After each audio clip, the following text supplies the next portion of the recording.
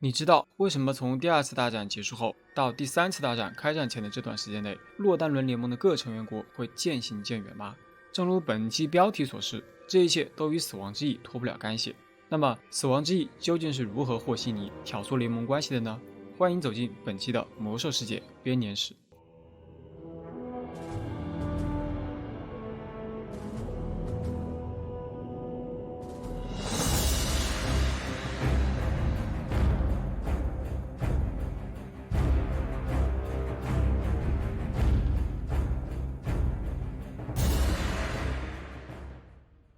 大家好，我是42有13。上期我们聊了巫妖王在北地诺森德的崛起，不过东部王国的居民对诺森德上发生的一切全都一无所知。我们今天的故事就要从东部王国这边开始说起。当前的时间线是黑暗之门开启后8年，东部王国的居民们正忙着重建这片遭遇过战火的家园。随着战后生活逐渐恢复，洛丹伦联盟各成员国的关系却慢慢紧张起来。最开始造成这一局面的根源，是因为兽人战俘营庞大且持续的开销，每个国家都希望将这些费用转嫁到邻国。这样一来，联盟的局势就变得紧张了起来，不和的纠纷也变得越来越多。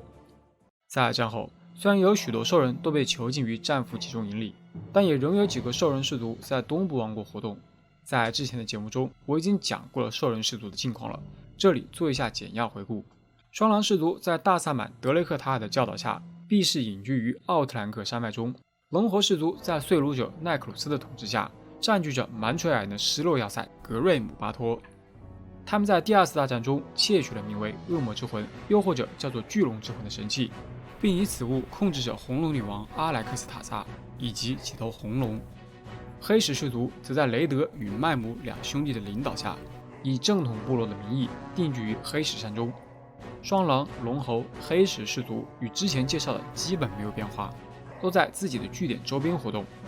而战歌氏族就不一样了，他们在氏族酋长格罗马什地狱咆哮的领导下，从悲伤沼泽悄悄来到了北方洛丹伦王国周边。他们隐藏在繁茂的森林中，只有在掠夺农场食物的时候才会现身。总的来说，兽人氏族大多隐藏在阴影中，毕竟没有哪个氏族想要引起联盟的注意。刚好呢，在联盟这边也在忙着重建，也就没什么时间去狩猎兽人。本来这种微妙的平衡持续了有接近大半年时间，但随着部落酋长奥格瑞姆毁灭之锤从战俘集中营里逃了出来，这彻底打乱了联盟方的阵脚。因为联盟认为他的出逃将意味着部落将再次集结起军队，重新点燃战火。然而就是这样一个在联盟看来无比危险、对其严密看管的囚犯，竟然就这样逃脱了。这对整个联盟来说简直就是莫大的耻辱，因此各成员国之间互相指责着对方，渐渐产生出对其他国家的不信任感。这里插一句，虽然在编年史中没有详细说明奥格瑞姆是从哪里逃脱的，但根据小说《氏族之王》里的描述，奥格瑞姆作为联盟的最高级别俘虏，先是被看押在洛丹伦的王城中，后来他伺机逃出王城后，又被人类抓了起来，送进了战俘集中营。在集中营的日子里，他看到曾经与自己一起拼杀的战士，如今已经沦为了萎靡不堪、失魂落魄的奴隶。眼见此景，崩溃与绝望的奥格瑞姆差点也走上了自暴自弃的道路，但最后他还是用意志保持了清醒，并依靠智谋逃出了集中营。也就是这先后2次的出逃，令联盟各国间产生了嫌隙。尽管有一些不信任的情绪，但联盟很快便组织起各种资源，投入到搜捕兽人的行动中。那些在野外不幸被发现的兽人，通常都会被当场击杀。可即便如此，也还是有一些兽人逃脱了搜捕行动，这让联盟感到他们的努力都白费了。于是，联盟便将精力转投到加固集中营防守上，增派了更多的兵力，筑起了更高的防御工事，以确保其他兽人无法逃脱。就在人类加强戒备，准备应对一切异动时，他们却惊讶地发现，关押在集中营里的兽人似乎并没有想要逃脱的打算。那些被囚禁的兽人不再像刚入侵这个世界那样散发着强烈的战争狂热，现在的他们显得消沉萎靡，全无敌意，仿佛他们已经接受了被囚禁的现实，没有展现出一丝反抗的意愿。起初，人类对这一现象也感到不解。经过达拉然大法师、安东尼达斯等人的深入调查研究，最终得出结论：兽人们萎靡是邪能魔法正在衰退的表现，这种邪能如同诅咒一般，法师们也无法解除这股诅咒。在得知真相后，很多人都十分高兴，因为这些囚犯失去了活力，就意味着不会再对人类构成威胁了。可人类并不知道，邪能在兽人的精神上留下了无比巨大的创伤。不只是被囚禁起来的兽人才有这种现象，而是所有在艾泽拉斯上的兽人都陷入了消沉和萎靡的状态中。他们只有为自己找到活下去的理由，才会振作起来。不过那也是许多年之后的事了。接下来我们把视角转移到兽人酋长奥古瑞姆这边来。在逃离了战俘营后，他默默远离了人类城市。尽管联盟对他心存畏惧，但他本人却无疑再次集结部落与人类作战。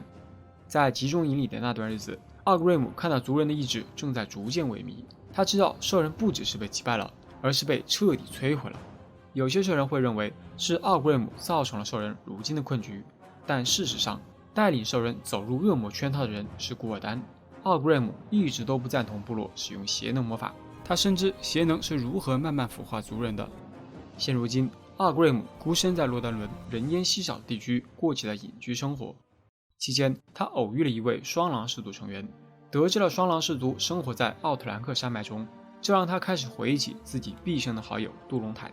想起二人年少时的趣事，想起二人曾公开反对部落对邪能魔法的滥用，想起他们最后一次见面是在洛克莫丹，想起是古尔丹的刺客杀害了杜隆坦夫妇。据奥古瑞姆所知，杜隆坦的遗孤古伊尔也被杀害了。每每想到这里，奥古瑞姆就会心痛不已。在接下来的几年，奥古瑞姆克服了兽人共有的消沉和萎靡情绪，但是也不能说是完全克服了，因为他那复兴兽人骄傲与荣耀的梦想一直没能实现。现在的他只能像一个隐士般过着低调朴素的生活。他希望有朝一日还能有机会实现自己的梦想，带领族人重拾荣耀。事实上，受到战败影响的不仅仅是兽人一族，被腐化的守护巨龙死亡之翼以及他的黑龙集团也遭到了沉重的打击。在穿越黑暗之门的战役中，死亡之翼将一批龙蛋带到了德拉诺，他希望在那里重建黑龙军团。然而他的计划被联盟的洛萨之子军队打破了，就连他自己也身负重伤逃回了艾泽拉斯。在经过了一段时间的休养后，死亡之翼又打起了歪心思。他知道龙猴氏族仍然囚禁着红龙女王，并且他们还控制着许多她产下的红龙蛋与红色雏龙。死亡之翼打算占有这些龙，强迫他们服从于自己，重新组建属于他的巨龙军团。想要实现这个计划，就首先得保证龙猴氏族不被联盟扫除。于是他又故技重施，假扮成达尔瓦普瑞斯托领主，混入了洛丹伦的宫廷中，并且这一次他还带上了自己的儿子与女儿。奈法里安和奥尼克西亚也伪装成人类贵族与他同行。在普瑞斯托一家的煽动下，怀疑与怨恨就像瘟疫一般在联盟各国的贵族间传播开来。几乎每一天，各国贵族都会因各自的国家的利益而发起激烈的争吵。接着普瑞斯托家族又利用奥古瑞姆出逃的事件大做文章，因为他们知道人类之间越是彼此不信任，也就越是容易被操纵。死亡之翼和他的孩子稍加混淆视听，便能让联盟的斥候与特工收不到任何情报，或是得到一些错误的情报。由此一来，也就不难解释为何人类猎杀部落余党的行动总是会落空了。人们把这都归结于是其他国家的失误，但唯独没有人怀疑到普瑞斯托家族身上。在这种混乱的状况下，格瑞姆巴托的龙猴氏族对联盟的威胁也就被彻底掩盖了。接下来，死亡之翼就可以准备执行他的下一步计划了。他打算从龙猴氏族手中窃取神器恶魔之魂。他知道龙猴氏族不会相信他，更不会听命于他，所以选择了另一种方式来达成自己的目的。他将黑暗的梦境施加给龙猴氏族酋长奈克鲁斯，让奈克鲁斯预感到联盟即将对格瑞姆巴托发动围剿。死亡之翼为了让这个故事更加真实，他甚至还散播了一个死亡之翼在卡斯莫丹地区的情报，目的就是为了引出一支人类部队，将其引入到龙猴氏族的领地。而带领这支部队的是一位强大的法师罗宁。正如死亡之翼计划的那样，联盟的这次行动令奈克鲁斯陷入到恐慌，迫使他命令龙猴氏族放弃格瑞姆巴托，前往丹奥加斯山间更为隐蔽的洞穴，将兽人引出坚固的要塞，正是死亡之翼希望看到的。不过他并不是唯一一头注视着龙猴氏族的巨龙。红龙女王的配偶考雷斯特拉斯也因为阿莱克斯塔萨的失踪而追查到了格瑞姆巴托。一场精彩的格瑞姆巴托之战即将拉开帷幕。这场战事同样在小说《巨龙之日》中有收录，所以下期视频咱们会着重介绍这本小说的剧情。另外，在本期节目中，洛丹伦联盟各成员国间嫌隙渐生，在之后的节目中，大家可以看到这种矛盾的进一步激化，直至洛丹伦联盟的分裂。这导致在第3次大战中，有些成员国没有参战。